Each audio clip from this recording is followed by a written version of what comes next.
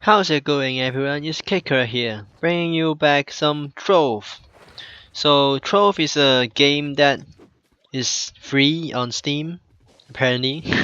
It's an awesome game. It's on top of my game list of 2006 and 2016, excuse me, and 2017, which is already what we are now here.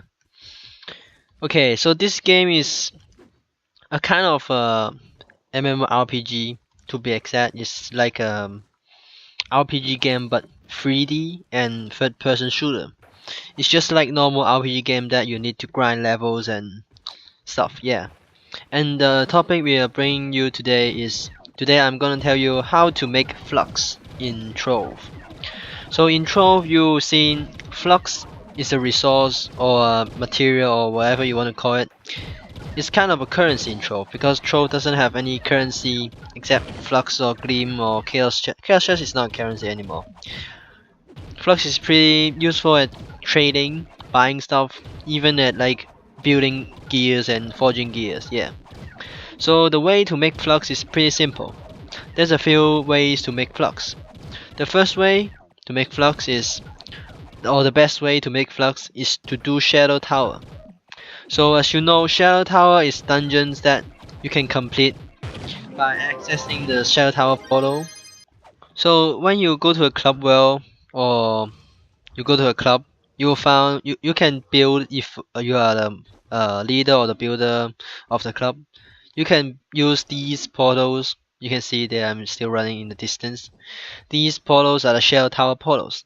They give you the access of the Shadow Tower. So every time you do a Shadow Tower, it will give you Titan Souls or Lunar Souls, depends on what level are you doing. So the first level is Spike Walker, the boss is Spike Walker. The second level is Whipping Prophet. Yeah. The third boss is, I don't know what to say, it's Pinata. It's just funny. And the fourth boss is the Daughter of the Moon, which is the hardest, supposed to be hardest. And the Daughter of the Moon boss will give you Lunar Souls, and the rest of them will give you Titan Souls. So that's how it works. So let me just run through the. I'll run through the Shadow Tower in another video. I'll explain the details of Shadow Tower in another video, but this video I'm just gonna show you how Shadow Tower works. So basically I just open, I don't know, just do Daughter of the Moon. Daughter of the Moon, not Daughter of the Moon. What's Daughter of the Moon? That's strange. Okay, so I enter a Shadow Tower portal by just simply opening it, and I go inside. So in Shadow Tower is just a series of dungeons you complete until you kill the boss or defeat the boss, I suppose. After you defeat the boss every week, this is important because you can only get the rewards every week. I mean the Titan and the Lunar Souls. And the Titan Souls will give you a chance to, give you an option to exchange for Titan Treasure. And Titan Treasure can open, like, there are boxes that you open and they will give you Flux. That's how you get Flux in an easy way. And you can sell that too if you want. You can like sell the Titan Treasure if you don't want to open it. It can also give you some Flux. But I recommend opening it because the reward will be higher. Although the risk is high because if you sell it, it will be more pricey. But the profit is bigger. So Shadow Tower, I recommend doing it with your friends because, or someone not alone, like someone, at least one or two friends or allies or anyone you want to play with, because Shadow Towers are in fact very hard for new players or even old players. Me, this is a normal mode Shadow Tower, so I have no sweat beating this. But if you're beating ultra or hard mode, it may take some time, and the monsters and enemies there are too strong. So you need, maybe if you're a DPS or damage provider, you need some tank to back you up. So that's the first room. Every level, I guess I assume there's 3 rooms.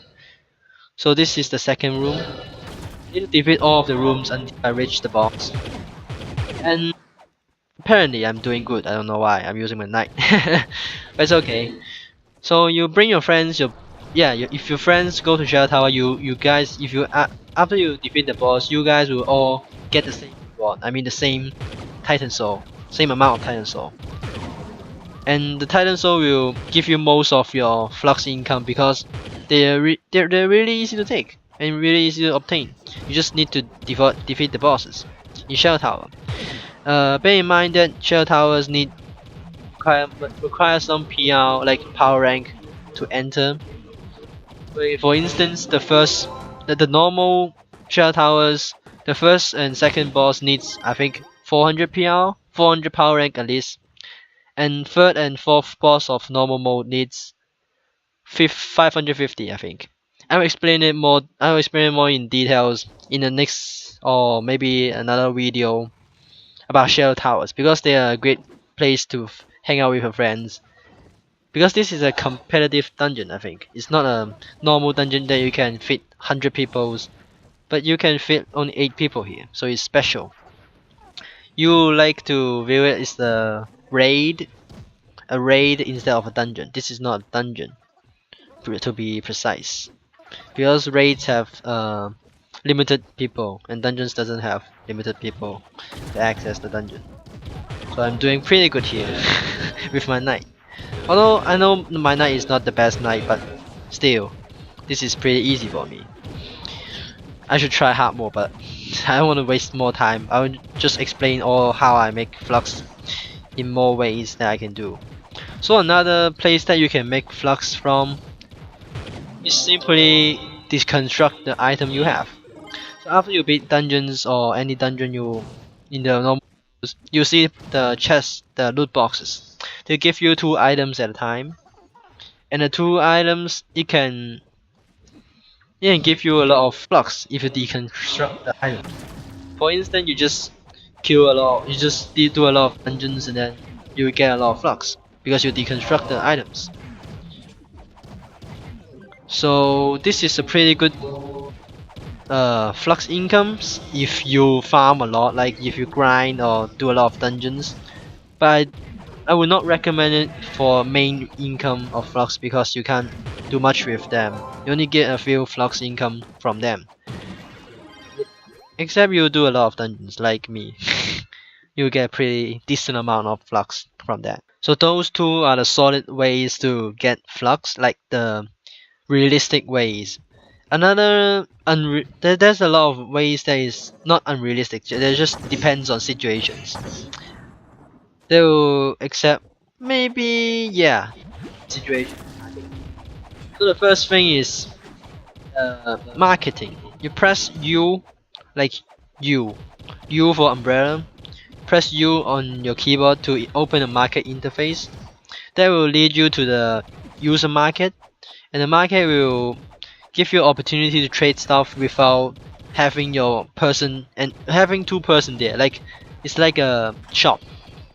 It's an automatic shop. You just put the price you want to sell the item and you get flux from that. You can sell it. This is convenient because you don't need to wait for people to get online and trade. And you can put items on them for sale for a long time. And if it doesn't sell, you can just turn down a little bit of the price and maybe someone will buy it. And the last thing to make flux is maybe trading. Trading is the least option I would do because it requires a lot of timing and situational. It's very situational. Because trading involves like 2 people in a place and gathering to trade stuff. That means that people need to trade flux for items, or unless trade for, I don't know, you can trade for items. Except flux. You don't want to trade flux with flux, it will be dumb because you just change your currency to your currency, which is nothing, which is waste of time. So how trade works is if you go to a trading post in the hub, the lobby, or cornerstone, if there is any, or a club that have a trading place, you'll be able to trade with someone using that trading post at the same time. So at the same time you can trade with other people. Oh, see, this is a trading post. This is how it look like. And if you trade with people, you have a decent amount of flux if you trade something good, like something you don't want to sell it on market, you want to trade it or beat it, like auction. I don't think I pronounced that word right, but whatever, you know the word. It's like beating something, beating. Yeah, beating something. Okay, this is the loot collector. If you collect the items, you can see on the right left corner you can collect 5 flux for each of the legendary items, and relic items they give you 10 flux for each, and shadow items they give you 35 flux for each. So it's pretty handy, I guess.